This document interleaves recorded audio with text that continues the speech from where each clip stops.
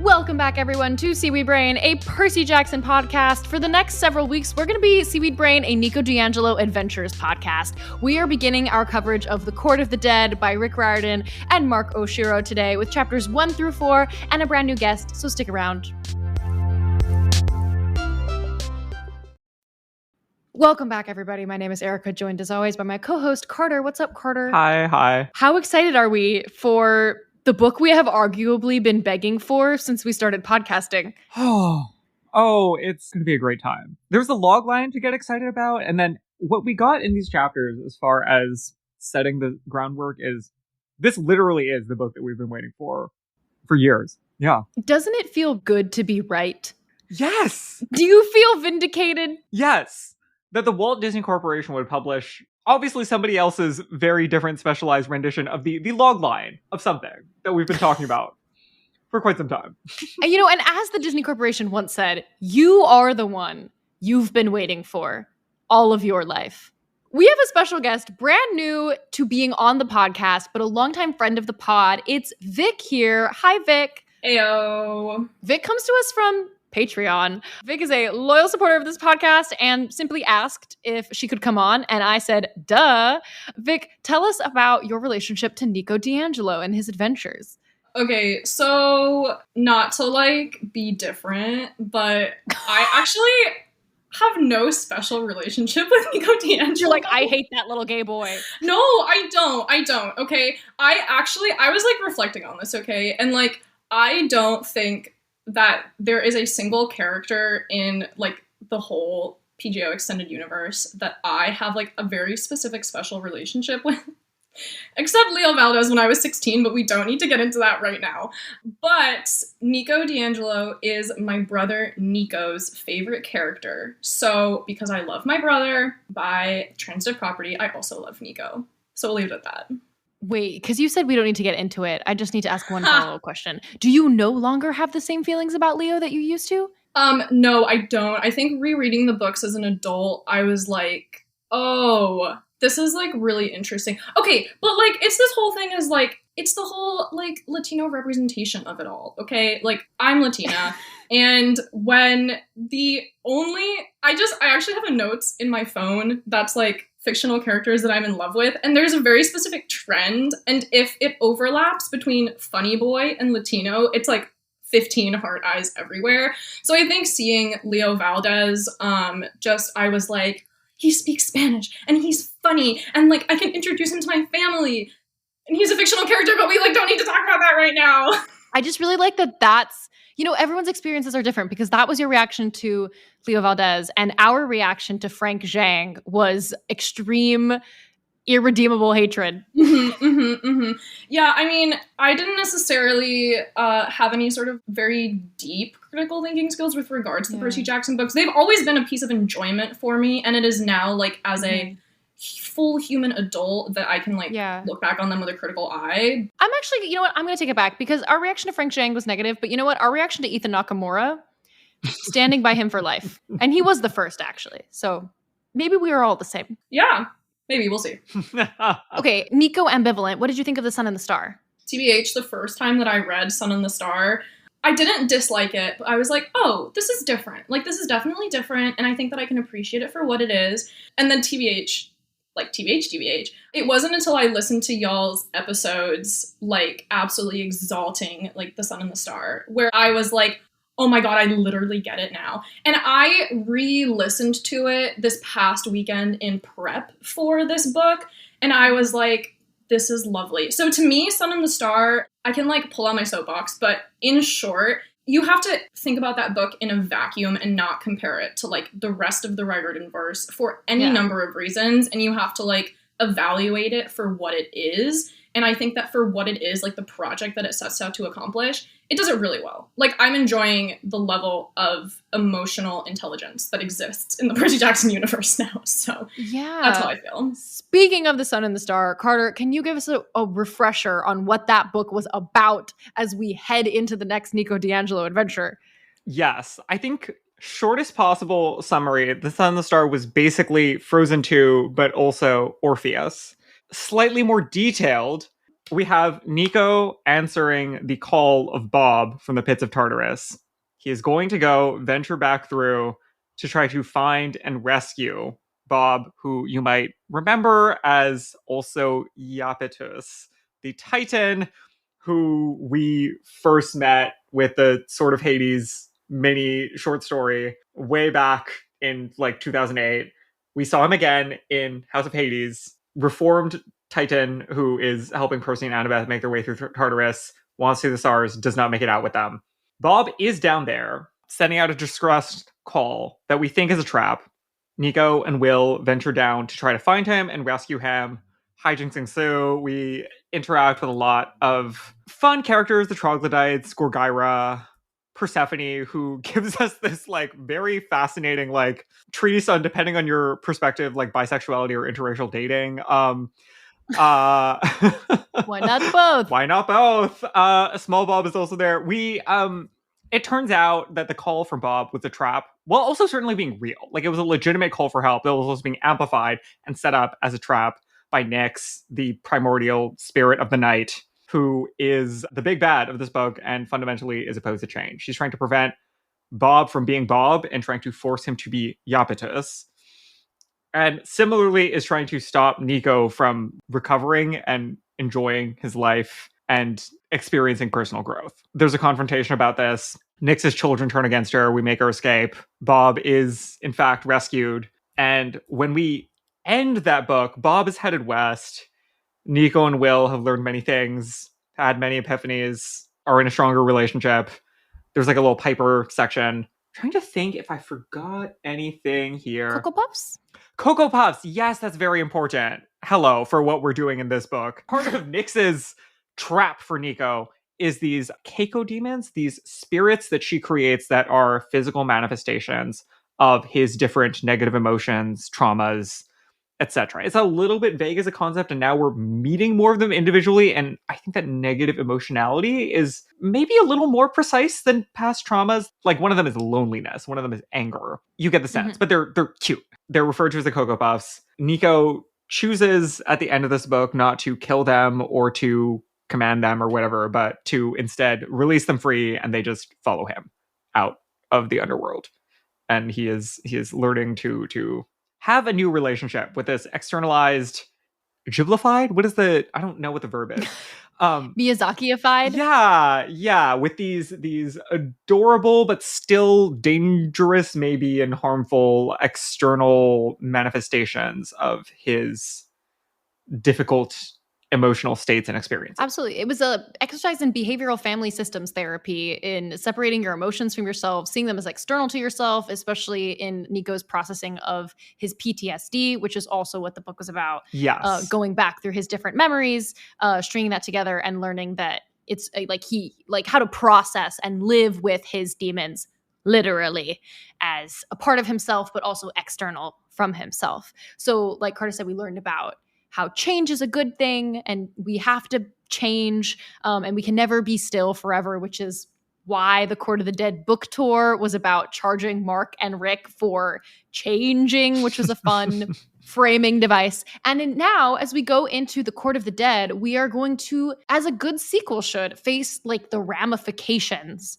of the decisions and the end of the quest of the first book. So we're going to think more about, if we are accepting that we all change and it's okay for ourselves to change, then we also have to accept that other people can change and we need to be accepting of other creatures changing. That's going to be the first theme that we get into today. So let's start off with chapter 1. Appropriately, we open on therapy with Mr. D. Raise your hand if you forgot that in The Sun and the Star, Mr. D was gay. Raise your hand. Yeah, okay. Vic is raising her hand. Yeah. They don't let you forget. There is immediately an outfit description of, what did they say? Pink puffer? Bright pink puffer with a matching like hot pink beanie on top. Because, okay, this is changing the canon. Rewriting the canon. Mm-hmm. This is the retrofit. It's The Last Jedi. This is Rian Johnson in the Star Wars universe. Are there other good examples of this? We reached back through and yanked Mr. D and said, no, there's a different and better version of you. That has always been there. Those leopard print shirts that he was wearing, those weren't ugly, bad, straight dad t-shirts. Mhm. They were, and I quote, the most garish outfits imaginable. That's the new theme. The theme is no longer your wine-drunk, deadbeat dad stand-in. It's fashionista who bursts into piles of glitter when he exits the room. Mhm. And this has, of course, always been a thing, right? The people I know who watched the television series and had not read the books were one of the things that shocked them the most was the depictions of Dionysus and Hermes, because they were like, I read myths. Those are little twinks. What? How did, what? And why? So, we're not, a retrofit might be too extreme, but it's also not a retrofit. People evolve. I also think that the difference between the Court of the Dead and, say, the Senior Year Adventures, which are the books that have come out post Percy Jackson TV season 1, are that we know Rick was writing the Senior Year Adventures from a place of thinking about Walker and Leah and Grover as inhabiting these characters, right? Rick dedicated the book to them. But for The Sun and the Star, we are so far past the Lightning Thief as far as the timeline of the Riordanverse that we are able to distance ourselves more from the TV show canon in this book, because this is math. 4 years later? 4 years after what? After the Lightning Thief. After the Lightning Thief, we are... He's 12 in the Lightning Thief and he's 18 now. We're at 6. Yeah, so this is 6 years later. We don't need to be thinking about how to mesh the two together. We can just be focused on this world that we're in right now. Yeah. He can be an old queen now. He can be married to Chiron. Domestic partnership. Yeah, I think that it's okay.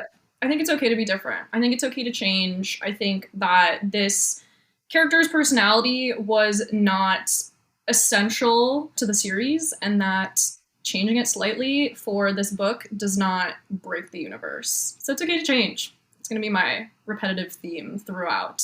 To the haters out there, I see you. I love you. It's okay to change. To the haters out there, do you prefer straight Dionysus? What? I feel like Dionysus, not just for that in particular, but the whole boop the snoot thing that we'll get to. People are like, Dionysus, he never let people do that. This is literally a completely different character. Why are they breaking this?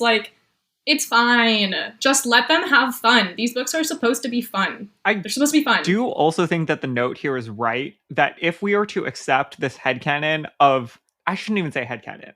If Dionysus was a little bit of an old queen this whole time, it's not unreasonable that Percy's narration might not have captured that fact. This is exactly... an old queen might not have had a fun, jolly, amiable, mutual understanding with Percy.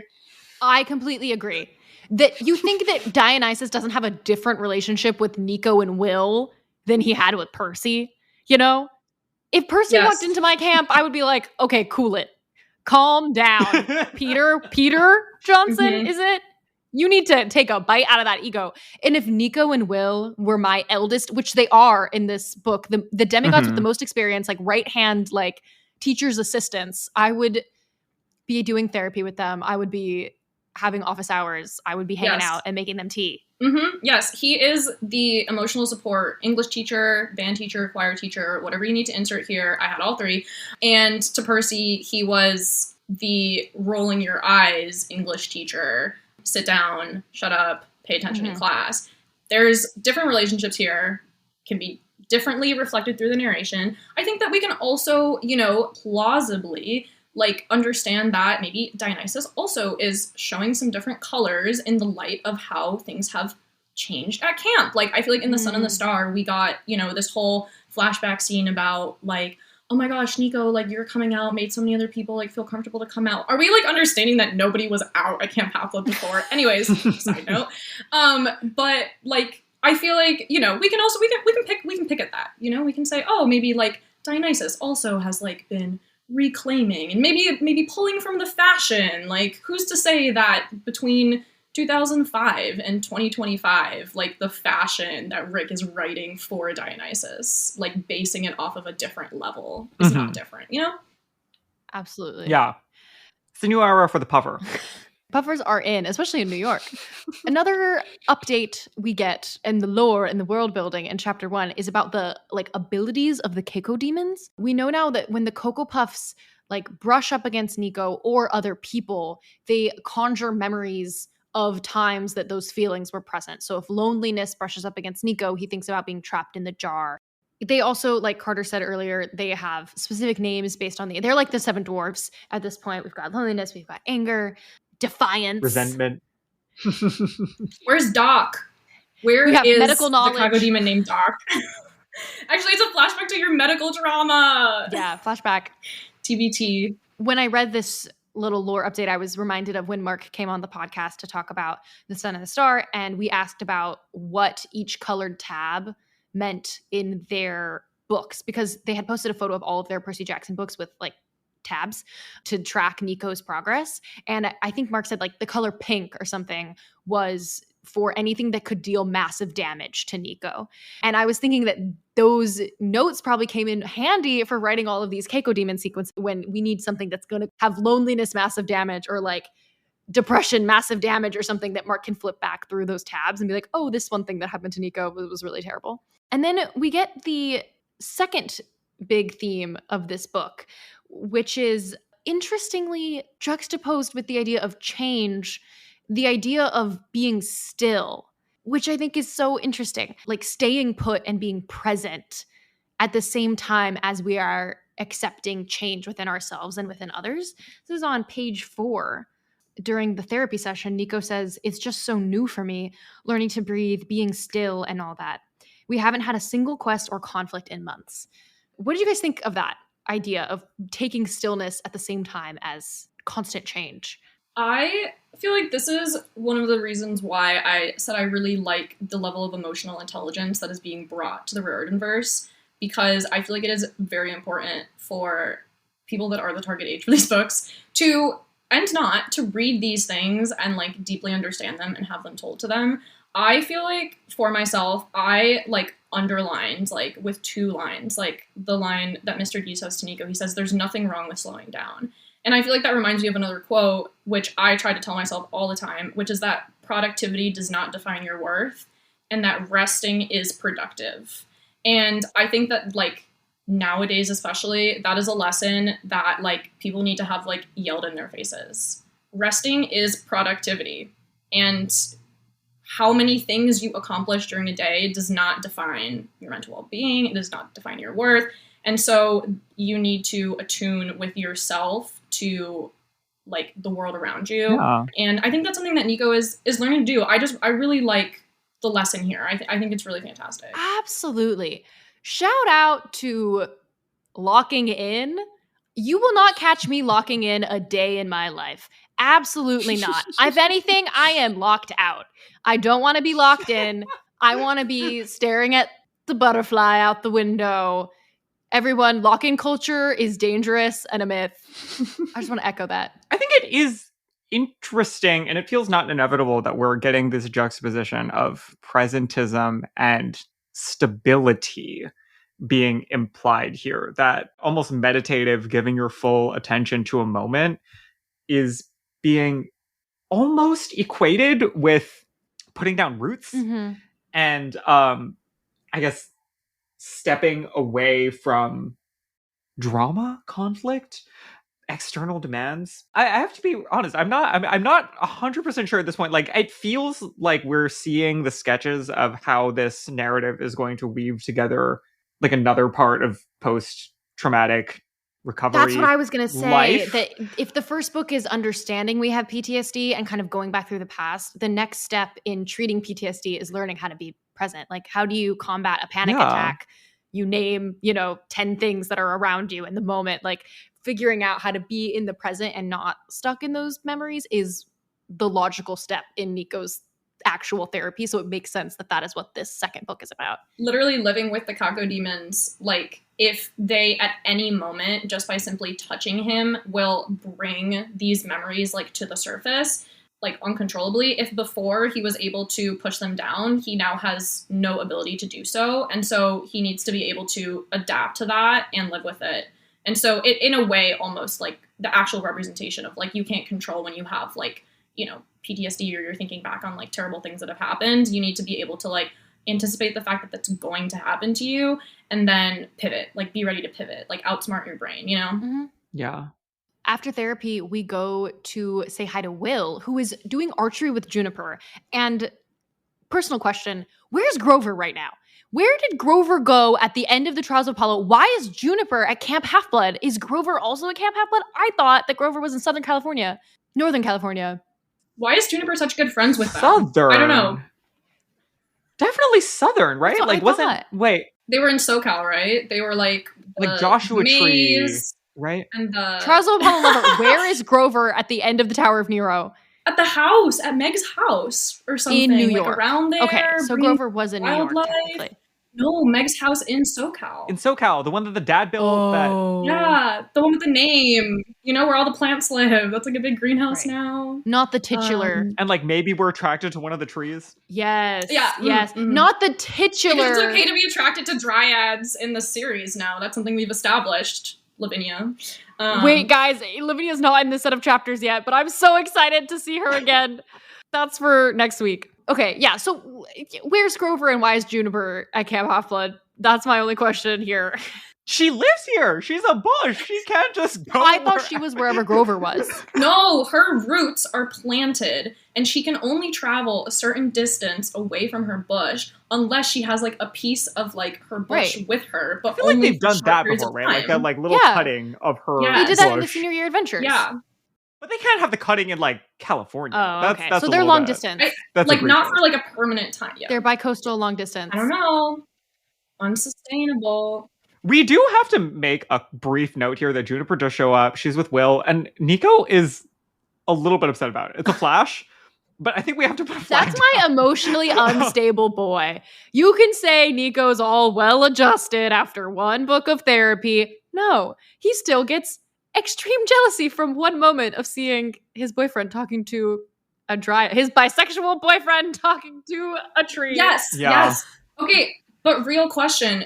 Do we think that Nico would have been as jealous if Will wasn't bi? If he was just gay? Like, Nico. Oh, 100% no. You think Nico's biphobic? That's what I'm saying. Nico 100% has internalized biphobia. Like, this is not me smearing the character. This is the whole, like, born in the 1930s, And who like, doesn't? first relationship. Doesn't have internalized biphobia. Okay, I think in Nico's defense, if it had been a male presenting person Yeah. that was standing with Will, he would have also been jealous. So it's just like because Will can give attraction to any side of the gender spectrum, there are more people for Nico to be Let's jealous also be of. real. I think we Will can is do that. flirty. Will is a flirt. Oh yeah. Yeah, Giving a bad name to bisexuals Oh, yeah. everywhere.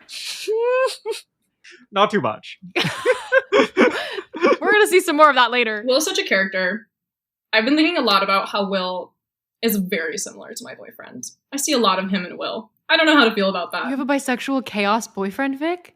Blonde, talks a lot, flirty. Good luck. I Yeah. don't know if he's gonna listen to this. Sorry. That's okay. You just called him the human embodiment of sunshine. That's very generous, very kind. I did say that. Very Yes. kind human being. Lovely person. Did you want to read this Will quote, Carter? Yeah, okay, where do we start with this? Will grinned. You love us. You miss us when we're gone. Not you, Solace.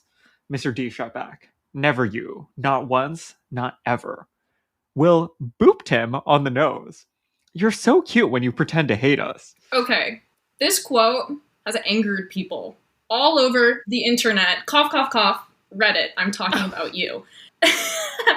I, besides the things we said about Dionysus, would also like to present for the case not only the idea that there's a different point of view between Nico and Will, not only that he could have grown as a human being from a grump into a softie, but I think that this is very normal behavior between like adult and teen that like kind of knows where the boundaries are, but is like close to their level in terms of like responsibility. I'm talking specifically about, not to like get too deep into it, but for example, When I was a child, went to Camp Half-Blood Austin. Oh my gosh, the Camp Half-Blood Austin.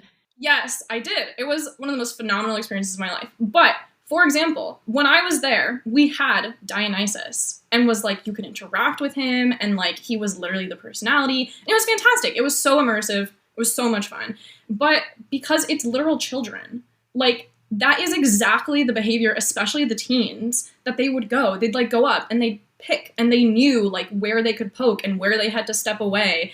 I feel like that is very accurate behavior for Will and Nico and their specific relationship that they have specifically with this new version of Dionysus. And things can change. Get over it, Reddit.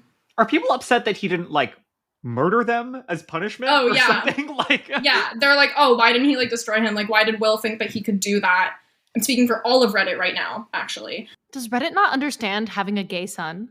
Guncles. Look it up. Guncles, look it up. That's the title of this episode. Yeah. What the heck? I'm glad we addressed that. Thanks for trolling Reddit for us, Vic. Okay, as a side note, I had a question about this section. Why are Will and Nico the only and oldest people that are left? Are we assuming that between the end of the Trials of Apollo and all of those like demigods that we met, all of them had not been, I know Will's been at camp a while, but like all of them had not been at camp as long as they were, and also all of them like left and went to like Connor Stoll, I feel like was the one that was left, and he like went to college. Like, why is everybody gone? Why is it just them? It was kind of shocking to me when I read that they're the oldest, most experienced campers there. But I also think that there's a lot fewer people at Camp Half-Blood than we think there are. Like, I don't think there's tons of demigods that we don't know about at camp all the time. I'm going to say college is right. It's also not summer. That's anymore. True. It's a winter book. So less crowded in general. Well, but then we get that really weird line, like implying the fact that there's like a mass migration of demigods heading into camp. Like, I'm going to read it. Page 7. Something about the increasing numbers of new arrivals made him uneasy. It felt to him like part of a pattern, as if the world's magical climate had changed, forcing mass migrations in advance of some catastrophe. Guys, the Riordan verse of madness is upon us. It is coming. It's coming. It's climbing. Tensions are rising. It's magical climate change. Climate change and or Jesus are coming to be a big bad for both the demigods of all mythologies and the monsters of all mythologies to fight against. Ooh, that's definitely a theory. Yeah. Climate change. Final big bad. It's climate change. Or it's the fact that there's monsters. There's a lot that could be going on here. This could just be like really blunt foreshadowing. It could be PTSD catastrophizing. There's more people. And so he's just assuming from a place of trauma that that's a bad thing. And we don't know yet. I also feel like maybe this line lends credibility to the like massive amount of OCs that we like get, and we can like talk later about as we start to meet them, but like the validate. I feel like there is a deep validation of every OC that any member of the fandom has ever had, pointing and being like, not in canon, you're valid, you're valid, you're valid. It's okay. Canon is flexible. Doesn't matter. So I feel like that's also like a pointing to the fandom being like, it's okay. Like you can write and be like, there's 50 new demigods and they're all from these tiny minor gods that we've never heard of before. Like, and it sets us up well for future books of all kinds. We're saying goodbye to Piper and everyone, and we're saying hello to the new campers, which we are. At the end of this chapter, we get to meet a bunch of new campers, including one who's a child of Hestia.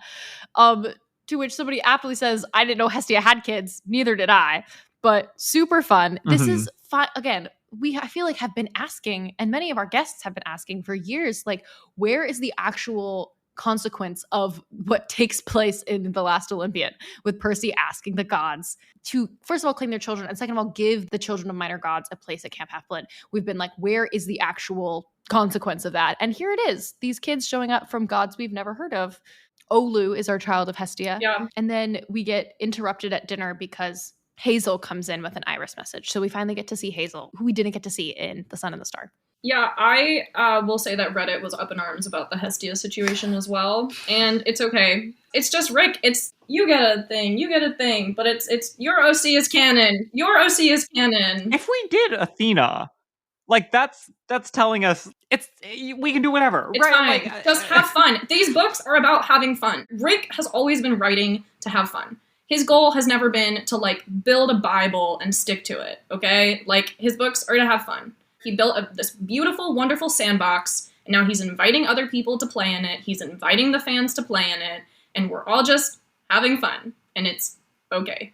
It's also, okay. Yeah, it's exactly as lore consistent as Annabeth, and if we had lore that these people don't have DNA, like, what are we... at this point, anyway, I think we've said our piece, which is that this is fine. Yeah. Did anybody notice that they were having charcuterie for dinner? I did not. I love doing that. I actually had cheese and crackers for dinner tonight. Yeah. Guncles. Yeah, it says that they had bread, cheese, and fruit for dinner. I said, okay, charcuterie board. Sure. I'm a little concerned for them. We need... let's get some fiber up in there. Let's get some leafy greens. Leafy greens. But, sure. For one dinner. But Hazel's here. She says that there's an issue going on that Nico and Will are, quote, most qualified to handle. She's really vague about it, though. Like, she says that, but I was getting actually frustrated. Also, she called in the middle of dinner. She called in the middle of dinner and provides no details. It's Frank rubbing off on her. She's been spending too much time with Frank. This is not her. Narratively, we need this, of course. Like, we can't have her call in the middle of dinner and say, by the way, this is what the central quest of the book is going to be about. We have to have some more chapters set up. But, like, and maybe this is a feature, not a bug. As like a thing for people recovering from PTSD, unnecessary ambiguity, I feel like that's not the winning strategy. That's not. Especially when you say it's your area of expertise. Like, yeah, I feel like that would immediately put me on guard. Yeah, especially like when Nico's a person who, like, when you say area of expertise, he's probably thinking like, oh, trauma, being traumatized, oh, violence, yeah, oh, death. Okay. The biggest thing that I took issue with in this section that I feel like I consistently take issue with throughout this book, no offense to Nico and Will. Okay, this is like a real question. I feel like everybody is constantly complimenting them for like being cute. Okay? Like, fine, that makes sense. Like, they're cute, like, Wake it up. They're 16, like, whatever. I don't understand. It usually happens after they call each other some sort of ridiculous nickname that is meant to, like, be some sort of jab at the other person. So, like, it happens here because, like, Nico calls Will, like, his ray of light, and Will, like, blushes or whatever. Maybe it's because I'm, like, a human grown adult, and I'm not 16 years old. No offense to 16-year-olds. I actually just, like, I was not in a relationship when I was 16. But I've been in a relationship for a bit, and I do not call my romantic partner names like that to, like, make them, like, blush, and then other people witness it and say, oh my gosh, that's so cute. I'm, like, actually having a moment of, like, questioning. Like... Is this something that happens? I think that what you're experiencing is like one of the rules of middle grade writing. That this is just kind of like an inviolable genre convention was my takeaway. I think as like if they weren't dating already, or if the names were meaner, I think I would see it. Ray of Light, I'm not 100% sure. I'm assuming this is meant to be a Madonna reference, like to her 1998 album that got her first Grammys and where she got into Kabbalah for the first time. In which case, like, I guess, okay, it's kind of an obtuse reference that no one comments on, but, yeah. No, I stand genuinely think that was a Madonna reference, Carter? As opposed to Nico knew that? Ray of Light is... What? Nico's old. Nico's literally he's elderly. He's Italian. He was in the Lotus Hotel. Right. No, he doesn't. He does not. Right. Madonna made it into the Lotus Hotel. Madonna was not in the Lotus Hotel and Casino. Nico canonically listens to Lil Nas X. So Old Town Road and Madonna, do these both exist together? No, on his because playlists? Lil Nas X was post Lotus Hotel and Casino. So everything. You don't think Nico would get into Madonna? I just don't. That's the kind of gay boy he is, in my opinion. There are the kinds that listen to Madonna and the kinds that don't, and I feel like he's the kind that listens to Madonna. But we don't. This is really not. No, I want to hear what Vic has to say. I want to hear what Vic has to say. I'm saying it doesn't matter whether or not it's a reference. I don't understand this ilk of nickname that is happening in the context of the situation and people reacting every single time saying, oh my god, you guys are so cute. I personally am the kind of person that is mortified to have people perceive me as well as do any sort of PDA or show any sort of affection with my romantic partner in public, or around other people. So I'll say, just post it, all the nicknames, because it's a different one each time, and they're all a little odd. I don't know. That's all I have to say. I agree. I think it is a convention of middle grade fiction, and that's okay. I don't know. Maybe we're all just like #strong girls who can't show affection in public. I don't know. Is that something we need to think about? Like, I'm on your page too, Vic. I'm blaming Annabeth for that. Annabeth, Haley Williams. Yes. All of Disney Channel. I literally have like completely dissected like the being a girl growing up being told that girls can't be feminine and be strong at the same time. And I feel like that extends to affection, that extends to makeup, that extends to clothes. Piper ruined me. Annabeth was the start. And I just, am recovering from that. So I'm very attuned to it. Just some thoughts, just a little piece of lore. Absolutely. I think we can continue to think about this. After Hazel shows up, what's the first thing Chiron and Mr. D do? Complain. They're like, no, you can't leave. We need you. We need you to run orientation for the new campers. And Nico and Will are like, assuredly, you can handle this. Hazel is asking for our help. And I think it's Chiron who's like, I suppose we could handle orientation for the next couple of days. Nuh-uh. Chiron hate train is back. Yeah. No, it's a no from me, dog. It's a little pitchy, dog. Being gay is not enough to save you.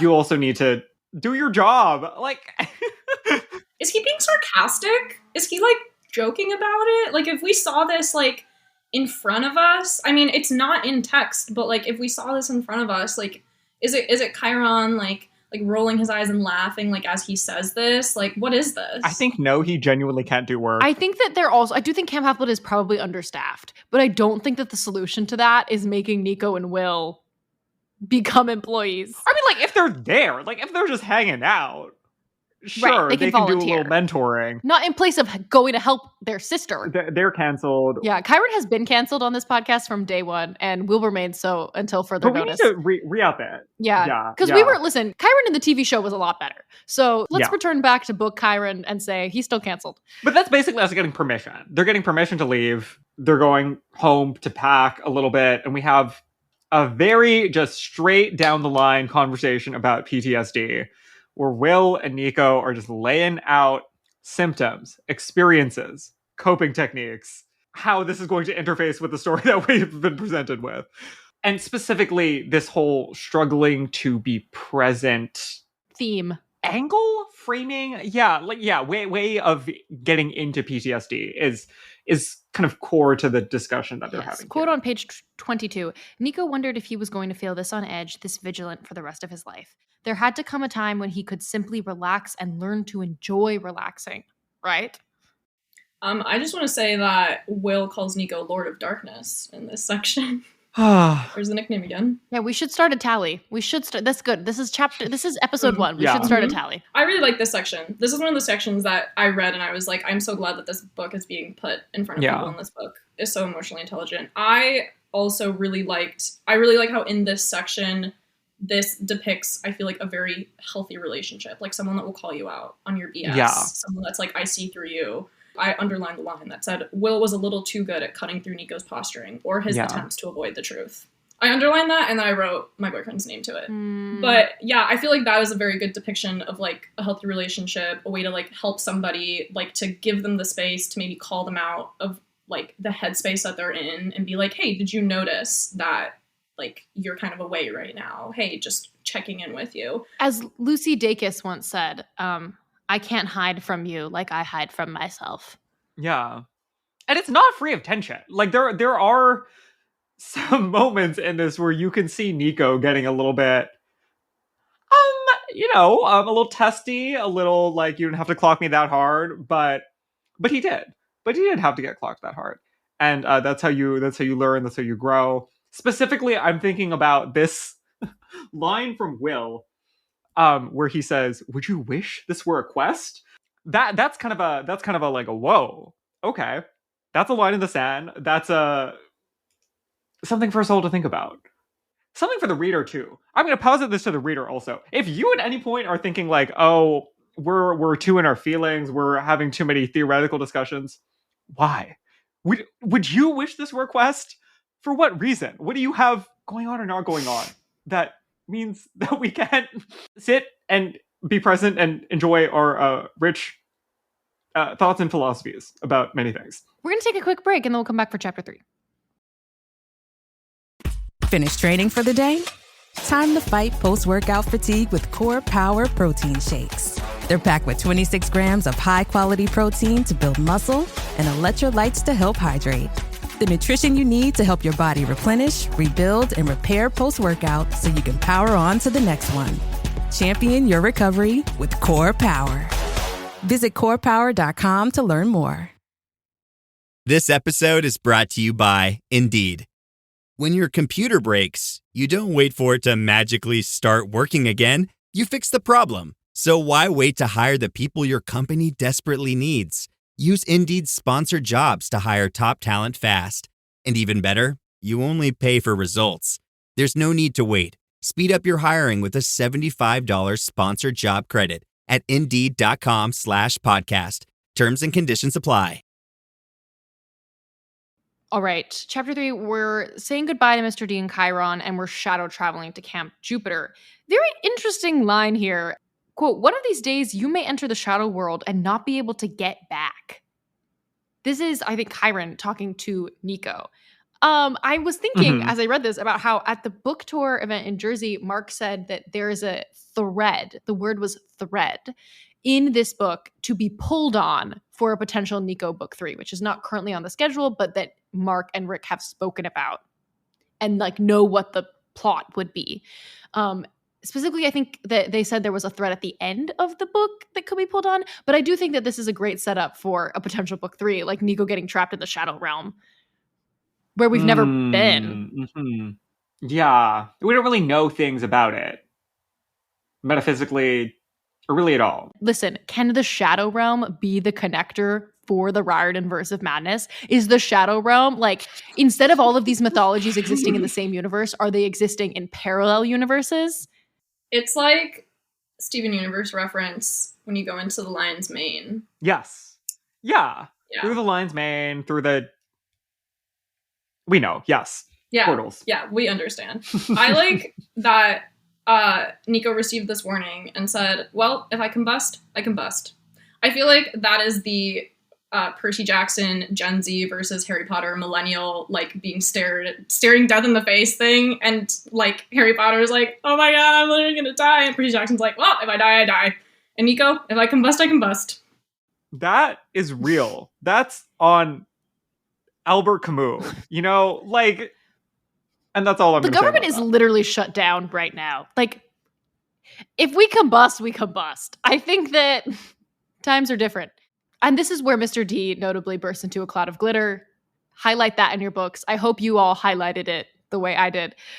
As we arrive at Camp Jupiter, now there's not too much in this section, and I kind of want to save it for when we get into the military training next week. But I do love the little taste that we get of the idea that Camp Jupiter, frankly, what is going on there? I do think there's a very strong perspective in this book that Camp Jupiter, what is going on? Why are you like this? You are all freaks. I cannot stand the way you run things. Why are we a child military? I don't know, and I don't like it. And I do feel like that's very strongly present here, and I really appreciate that because we have always been of that mindset. Mm-hmm. Reasonable questions. I need to know, do they go to school at Camp Jupiter? I'm deeply concerned about this, okay? As a Camp Jupiter, not defender, but if I had to ally myself somewhere in the Riordan verse, and we're gonna go with Camp Half-Blood being, you know, the more free-flowing, having fun, Camp Jupiter being more like stickler for the rules. I'm always the stickler for the rules. So, you know, if I'm going to ally myself that way, I need to know that these children are being educated. At least Camp Half-Blood, like, you know, they have the option of going to school. But I've read, like, the Camp Jupiter Classified Guide. I've seen the little schedule that they have for them. I don't see any sort of real-world learning. How do you expect to go to New Rome University and then either co-enroll in classes or then transfer to a 4-year college and get a real job and then live somewhere not in New Rome? Okay, whatever. How is that supposed to be a jumping point for your universe if you never took algebra? I'm so worried. Please, I need this question answered. How are you in the Army Corps of Engineers and you didn't learn math? That's not correct. I mean, the system that they've set up, as far as we understand it, is that basically you were child soldiers until you retire at 18 into getting educated. Yeah, and then that's when you can read The Giver for the first time. Yeah. Some might restructure that if there's a phase of life to be getting an education and there's a phase of life to be fighting wars, that maybe we would flip it, reverse it, do something else. I think Camp Jupiter is full of absolute freaks. I don't think they're going to school. And also, I don't think they have to apply to New Rome. I think that they're all automatic legacy Nepo admits. If you're a Camp Jupiter Legionnaire, you just get into New Rome.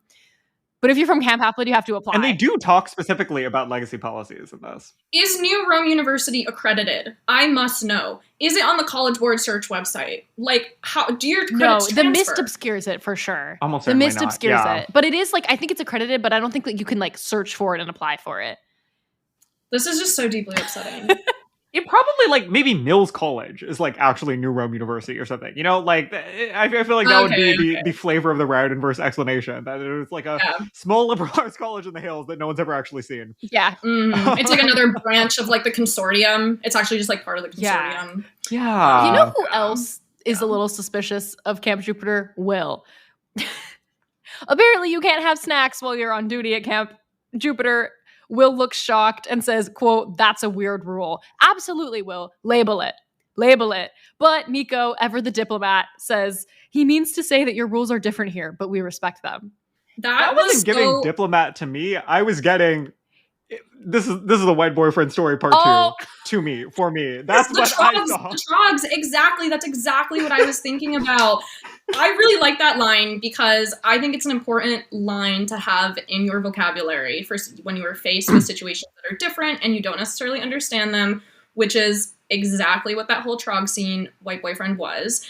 And so it's important. It's important that it's said. I don't like that framing just because I don't like Camp Jupiter, and I want Camp Jupiter to be the wrong one, not Will. But I do think that that's absolutely true and is a great echo from the Son of the Star. There's literally a line where Camp Jupiter gets compared to Texas, and it's like, wow, I forgot that Camp Jupiter, much like Texas, likes everything to be very big. That was terrible. As a former Texan, that was terrible. Okay, one thing that I did really like in this section is that we meet 2 new characters from Camp Jupiter, Savannah and Yazan. I like, as a small detour, to me, like, I'm gonna go with Yazan. Apologies if I'm mispronouncing the name. I did not look it up beforehand. I should have. But I like, Yazan to me reads as very clearly of some sort of, like, Middle Eastern descent. And I think that Rick has gotten better about writing diverse characters in his books.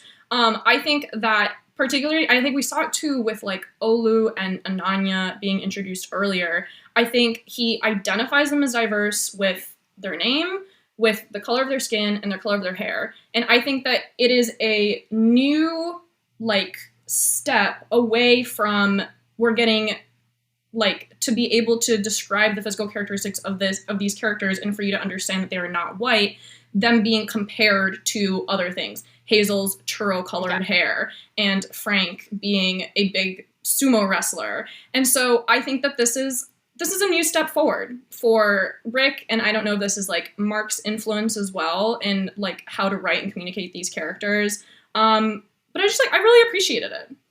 Change is good and possible for everyone. Yay, big theme. Yes.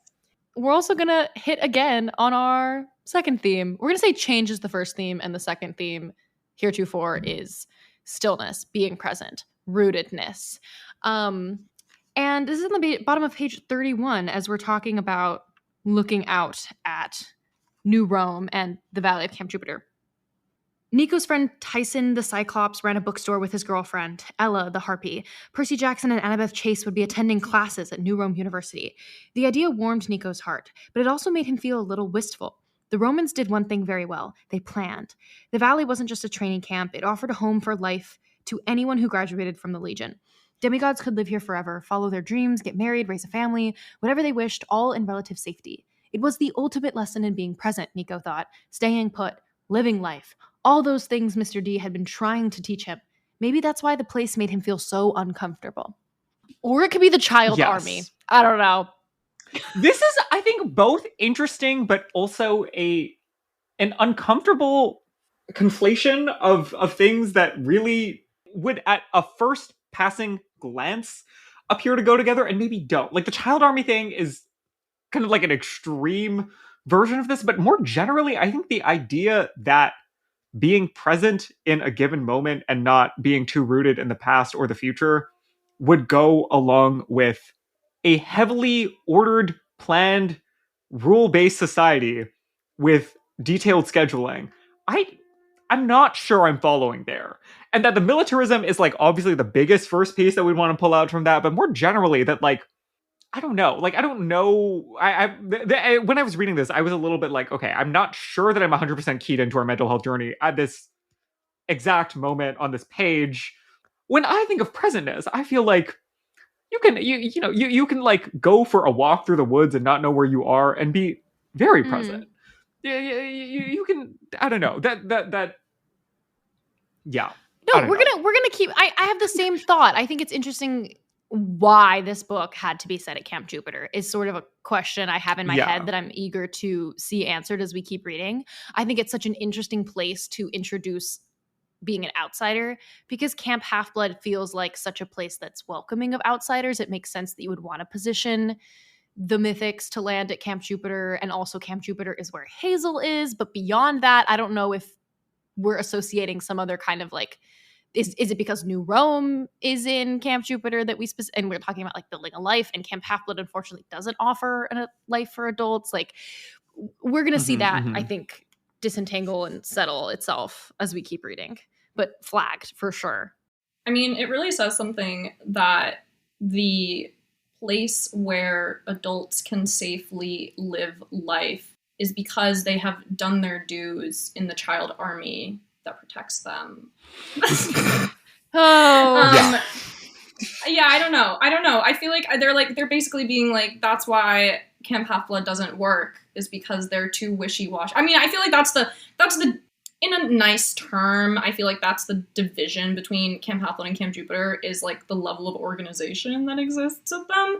And so they're like, oh, in order to like, have this long life in front of you, you need to like plan and be organized and like invest early, and Camp Half-Blood can't sustain that because they're just wandering around, in like a funny way. I feel like it's funny. I wonder if we'll ever... I'm not a Camp Jupiter hater. Oh, good. I wonder if we'll ever live to see the day when we get a book about like Percy and Annabeth establishing a college at Camp Half-Blood, or like some kind of settlement for adults within the boundaries of Camp Half-Blood, so that there's an alternative that you don't just have to live in New Rome. I have no qualms with the concept of New Rome itself. And I would like to think that after all the mess that happened, the camps have like set up an exchange program. And so if you're like a Roman that likes to have fun, I feel like you should be able to go to Camp Jupiter to go to Camp Half-Blood for a semester. And I feel like it's okay that like New Rome is like city, valley, energy, We just don't like the 10 years of mandatory military service that's required in order to get there. Certainly not. We're gonna learn more about this. Putting a pin in this. We finally get our Hazel reunion. She gets to know the Keiko demons. By which, of course, we mean that she traumatized herself by touching one. Yes. And to which she responds, I guess there are still new things to learn in this world, which is a very funny meta comment to put in this narrative about continued world building.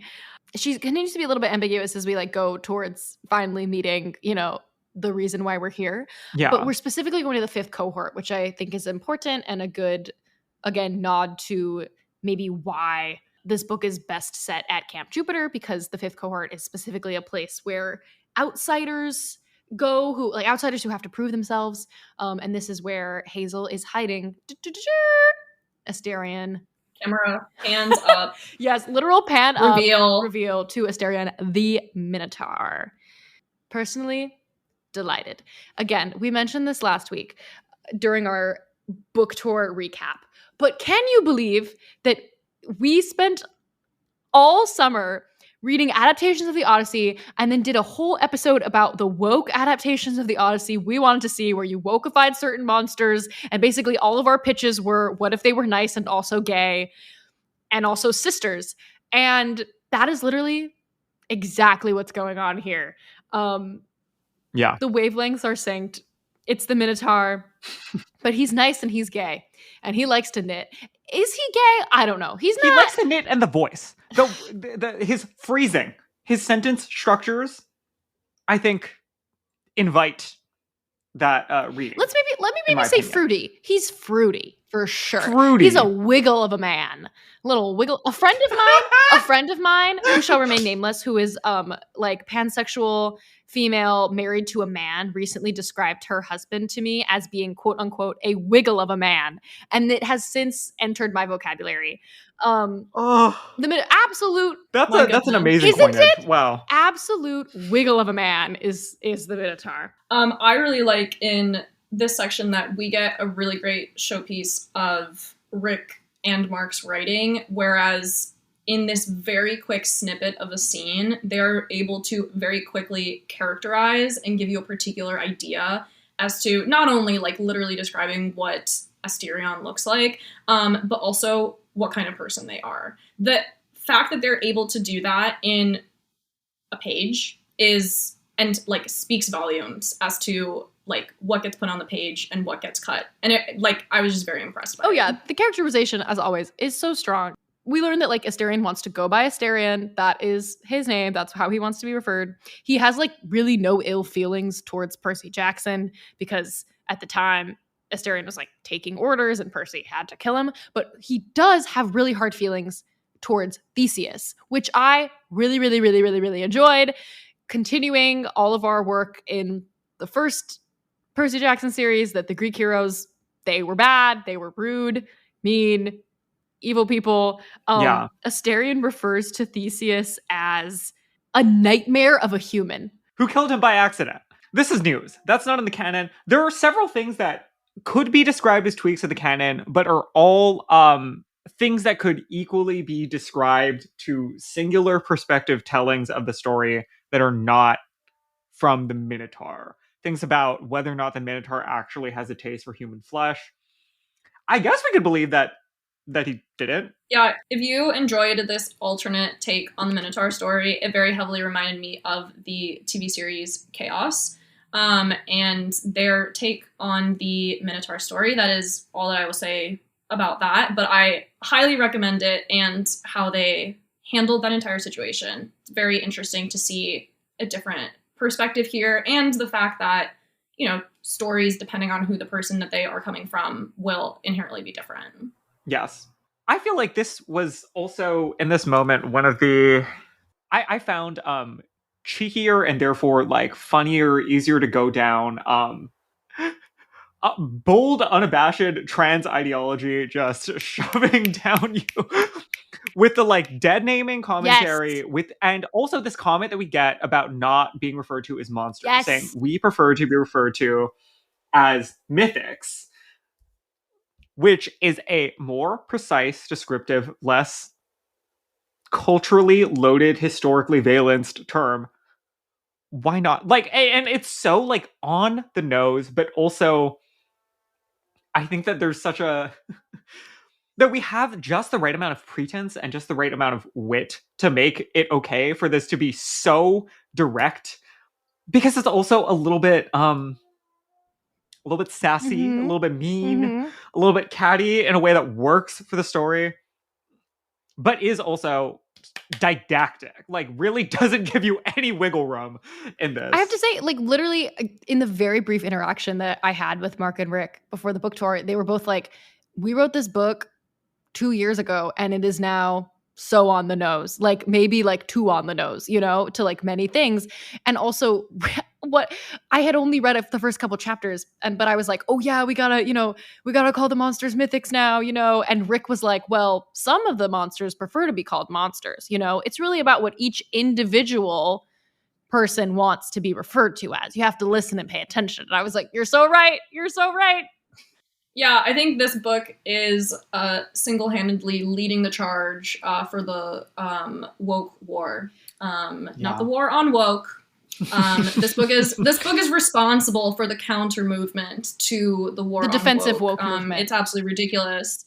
Oh yes, it's ridiculous that this book is being put in front of our children and they are learning to identify things by their proper names. I also really enjoyed this section for that particular reason. Children, let alone if my parents read this book, they'd probably learn how to use people's pronouns properly immediately. They'd put down this book and they'd be like, mm-hmm. Say it. Anyway, this basically, in this conversation, we set out a mission statement for presumably the whole book, which is basically a persuasion campaign.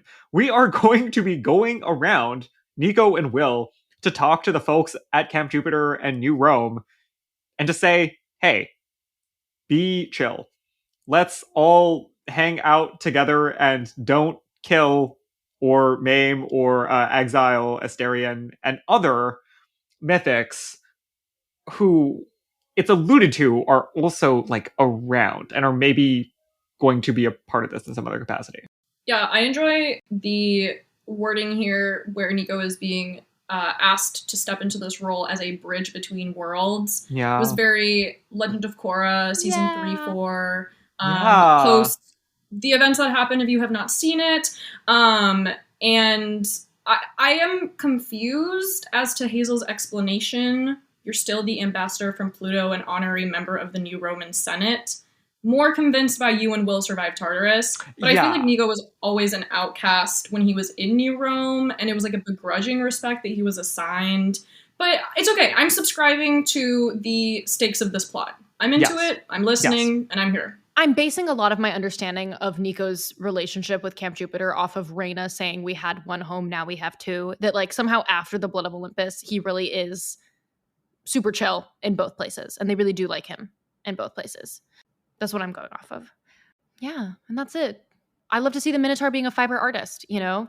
Yeah. Knitter, not like a couturier per se. Like he's a needler, which we also support. Wow. There is also curling was used multiple times. Yeah. He referred to the name Bob as being simple and elegant like a garter stitch. That's wonderful. Yeah.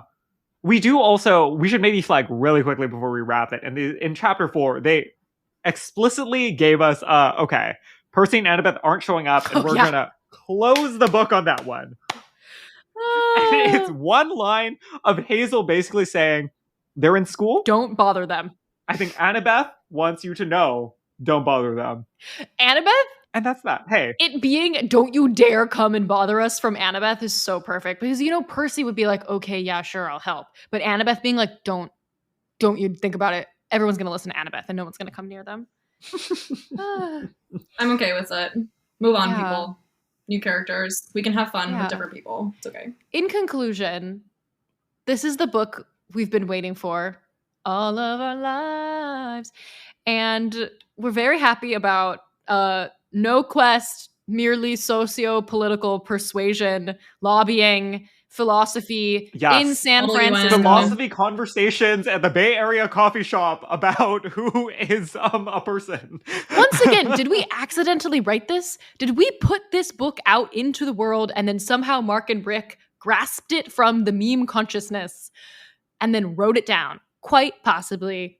And because we were right about this book, I have to assume that the Riordan Verse of Madness is coming. Riordan Verse of Madness. I am standing on the roof. You've ever seen the movie Independence Day? I'm on the roof with a giant sign that says, Riordan Verse of Madness, take me. Beam me up with you. I'm a full conspiracy believer. The Riordan Verse of Madness rapture is coming. And I will be there when it does. Yes. let the Rowdenverse of Madness Rapture and also the Dev Paschal Manny Jacinto Joint Project Rapture come for us all. Absolutely. Who would you like to see Manny Jacinto play in the Rowdenverse of Madness? Jesus. Oh. Money. There we go. If you're a new Seaweed Brain listener and you have no idea what's going on, please listen to our back catalog of 214 episodes to understand and come back here when you're done. This is a long-term project, y'all. Podcasts are a commitment. We do not do short-form media here. Even though Big Lock-In wants you to only enjoy short-form media. Absolutely not. Dilly-dally. Listen to a 60-minute podcast while you get lost in the woods. Or better yet, get lost in silence. Vic, as a closing question for you, I would like to know what mythic from any world mythology or folktale you would like to see woken up as being fruity and also nice in a story about sociopolitical philosophy. That's a really interesting question. Thank you so much for asking. I was always a horse girl, so unicorns are right there. You know? Unicorns, rainbows. But even better, Pegasi, wings, flying. So, sounds like fun. Beautiful. And since you're here, do you want to tell us whether or not you think Percabeth is the greatest love story ever told? I don't. Sorry.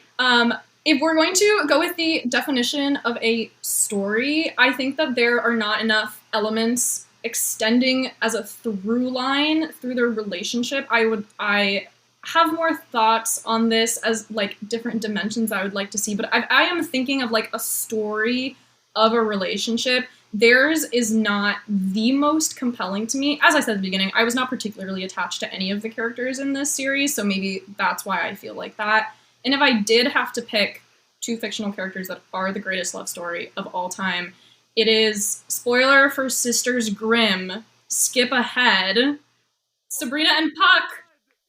It's Sabrina and Puck from Sisters Grimm. I literally cried when I read the epilogue to the last book like 6 times, and then the epilogue after that. It was a life-changing moment for me. Absolutely ridiculous, and I will put Sabrina and Puck ahead of Percabeth. He aged for her, and he didn't even know. He didn't even know he was doing it, okay? This is me gagging. I can't. Wow, that's a... Wow, that's never strong... before said. That's strong. That's all. Yeah. I'm more compelled. Sorry. That's the perfect segue because Vic told us that she wants to remain anonymous on the internet. So instead of plugging where you can find Vic, I'm going to say we're going to plug our Patreon where we found Vic. That's patreon.com/seaweedbrain. And you know what the Seaweed Brain Patreon book club is reading right now? The Sisters Grimm, baby. As that's pitched where you can and find led by me. Vic. On the internet, Sisters Grimm, we're doing book club in the Discord. I also lead the D&D group in the Discord. It is a Percy Jackson themed D&D campaign, and you can get in on this too. Become a Patreon. That's what I'm pitching. That's what I'm plugging. You can hang out with me and other people that have these very specific niche interests as you on the internet and just like be friends and have fun. It's a really nice place. Y'all check it out. You have to join the Patreon and then get the link to join the Discord. Please, please do so. And we will see everybody next week to meet the rest of our cast of Mythics and do some more hating on Camp Jupiter. See you then. Bye, y'all. Bye, y'all.